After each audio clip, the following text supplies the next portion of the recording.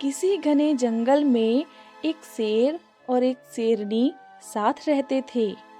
वे दोनों एक दूसरे से बहुत प्रेम करते थे। हर दिन दोनों साथ में ही शिकार करने जाते और शिकार को मारकर साथ में बराबर बराबर खाते थे। दोनों के बीच में विश्वास और भरोसा भी खूब था। कुछ समय के बाद ही शेर और शेरनी दो पुत्रों के माता पिता भी बन गए। जब शेरनी ने बच्चों को जन्म दिया तो शेर ने शेरनी से कहा, अब से तुम शिकार पर मत जाना, घर पर रहकर खुद की और बच्चों की देखभाल करना। मैं अकेले ही सबके लिए शिकार लेकर आऊंगा। शेरनी ने भी शेर की बात मान ली और उस दिन से शेर अकेले ही शिकार के लिए जाने लगा। वहीं शेरनी घर पर रहती और बच्चों की देखभाल करती। बदकिस्मती से एक दिन शेर को कोई भी शिकार नहीं मिला। थक हार कर जब वह खाली हाथ घर की तरफ जा रहा था तो उसे रास्ते में लोमड़ी का एक बच्चा अकेले घूमता हुआ दिखाई दिया। उसने सोचा, आज उसके पास शेरनी और बच्चों के लिए कोई भोजन नहीं है तो वह इस लोमड़ी के बच्चे को ही अपना शिकार बनाएगा।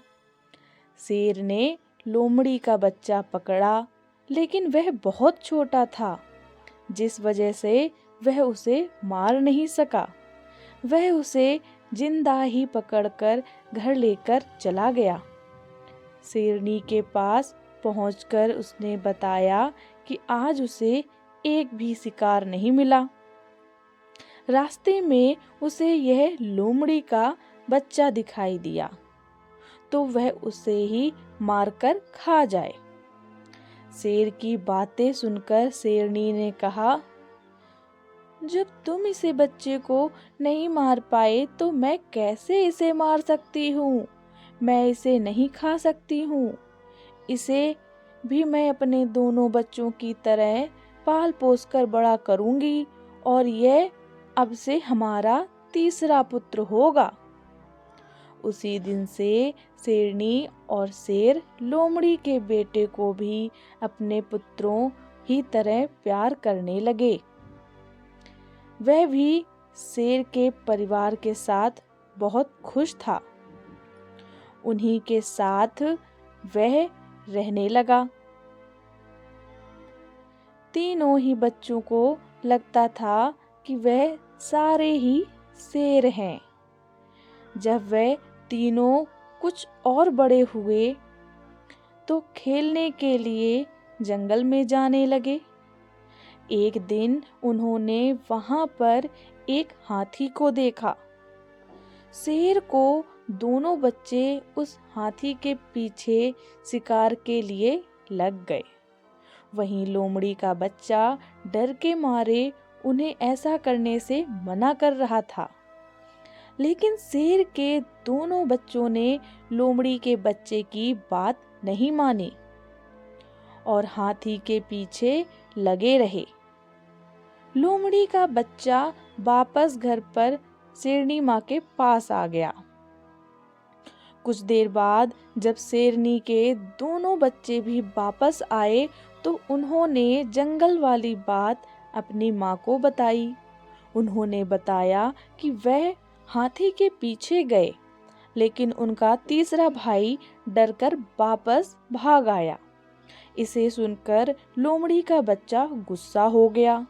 उसने गुस्से में कहा कि तुम दोनों जो खुद को बहादुर बता रहे हो, मैं तुम दोनों को पटककर जमीन पर गिरा सकता हूँ।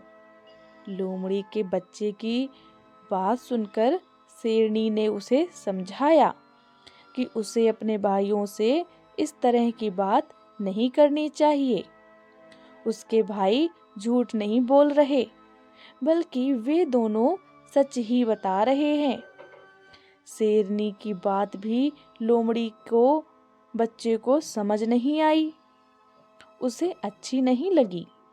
गुस्से में उसने कहा, तो क्या आपको भी लगता है कि मैं डरपोक हूँ और हाथी को देखकर डर गया था? लोमड़ी के बच्चे की इस बात को सुनकर शेरनी उसे अकेले में ले गई और उसके लोमड़ी होने का सच बताया। हमने तुम्हें भी अपने दोनों बच्चों की तरह ही बड़ा किया है, उन्हीं के साथ तुम्हारी भी परवरिश की है, लेकिन तुम लोमड़ी वंश के हो और अपने वंश के कारण ही तुम हाथी जैसे बड़े जानवर को देखकर डर गए और घर वापस भाग आए। वहीं तुम्हें दोनों भाई शेर के वंश के हैं, जिस वजह से वह हाथी का शिकार करने के लिए उसके पीछे भाग गए। शेरनी ने आगे कहा कि अभी तक तुम्हारे दोनों भाइयों को तुम्हारे लोमड़ी होने का पता नहीं है।